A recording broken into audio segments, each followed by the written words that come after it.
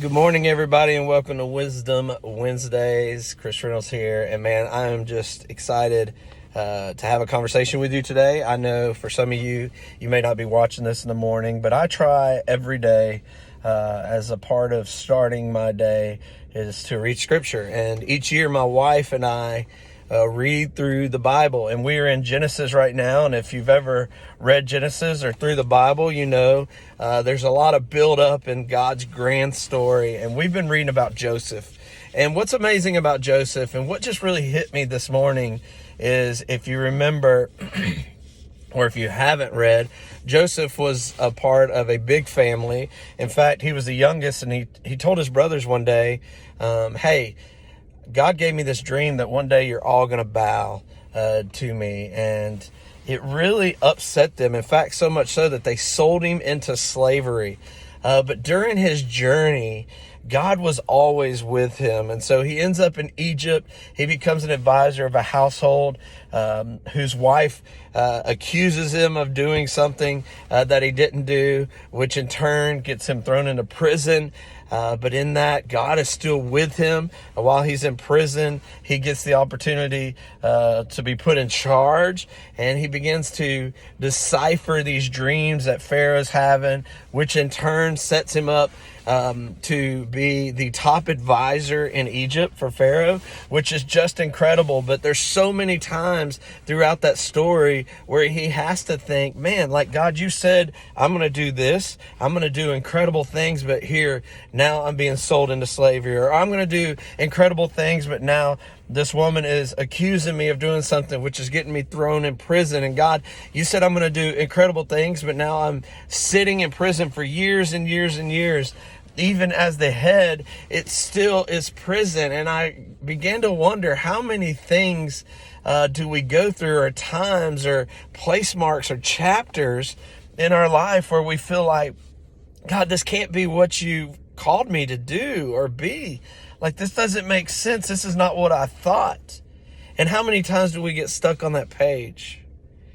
Instead, God's urging us or leading us to turn the page and realize that we are only looking at a very small piece of the chapter in our lives when there's a grand story that is happening. Because here's what I began to think as I read about Joseph.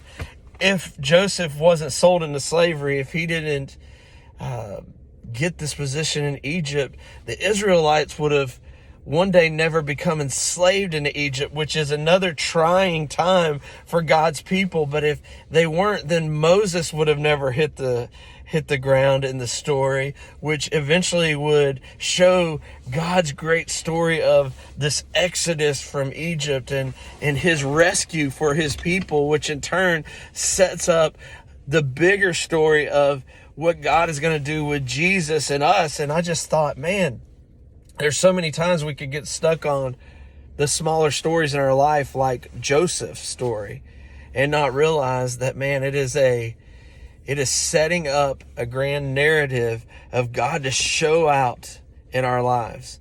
And so I don't know about you and where you are right now. And some of you may feel like you're in prison. Some of you may feel like you're on top of the world and you're a great advisor for what God's doing. But here's what I know, that everything in our life is seasonal. And, you hear this saying, this too shall pass. And that isn't just for the tough times. That's also for what we consider the great times. Because at the end of the day, there's so many times we get stuck on a page in our life. We get stuck on a small microcosm of the story when God is saying, just keep moving. Just keep going. Don't focus on what's at hand right here in front of you. Stop approaching a spiritual battle with a physical mindset, because you will lose every time. It is not until we can turn the page and realize that this small portion of our story, even though sometimes it's not how we would write it, is really just a setup for God to do something grand that would draw you to him in his presence, which would bring the glory in which he deserves.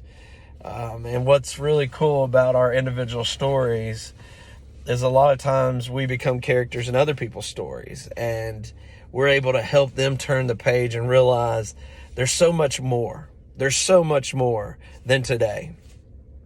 And so if you're out there and you're stuck on today's chapter and you're thinking, man, I don't know a lower time, turn the page. Or maybe you're out there and you're like, man, I am killing it in life right now. And I'm not saying when you turn the page it's going to get worse. Maybe it gets better. What I'm saying is we got to stop focusing on what is happening right here in the physical world and begin to turn our attention on how am I going to win the day? How am I going to make this day a great part of God's story of redemption, of salvation, of projecting His grace, His love, and just His grandness in our lives out on a world that is stuck in a chapter that maybe feels somewhat like prison. If Joseph's brothers would have never selfishly put Joseph in the position that he got, and if Joseph wouldn't have went down that hard trail, you and I wouldn't have some of these heroes of our faith.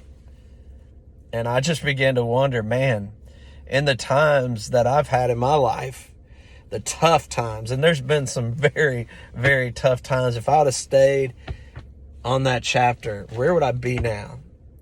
But at some point in my life, I got the strength to continue to read the narrative and to seek God to where I was able to turn the page and find myself in a place where the story wasn't about me. It was about God and all that He can do. And so I just pray for you, our team prays for you, that no matter where you are, that you'll keep reading the story, that you'll keep pursuing God, even if it seems tough, that we begin winning today because we begin to advance in a spiritual world with a spiritual mindset and not get caught up on the physical. I hate it for Joseph, what he had to go through, but I'm thankful of his perseverance. I'm thankful that even if there were pieces in the story that I'm thinking, God, was there an easier way? That these things happen because it set the stage for His miracles to still take place today in 2022. And I just pray that this year isn't a year that you feel like you're stuck, but that you'll keep on pushing even when you have no strength. Those are the days that God will move mightily through you, and you will see Him show out in ways that you've never seen Him show out before. But you and I just have to turn the page. Turn the page and keep moving forward. And I promise you, the big story, oh man, it's so much greater than the small. The big story, His story is so much greater than just ours on an individual level. He's got a plan, man, and it is unreal once you can start seeking it and moving in it. And I'm here to testify and be a testament of that. If there's anything that our All Pro team can help you with, even if it is helping you turn that page in your life, that chapter, beyond selling houses and buying houses and the transactional piece of real estate, we are here to help you understand the grand story of God and just how much He has called you to play a part. What an honor to play a part in His grand story. Man, I hope you have a fantastic week, and I can't wait for us to do this again.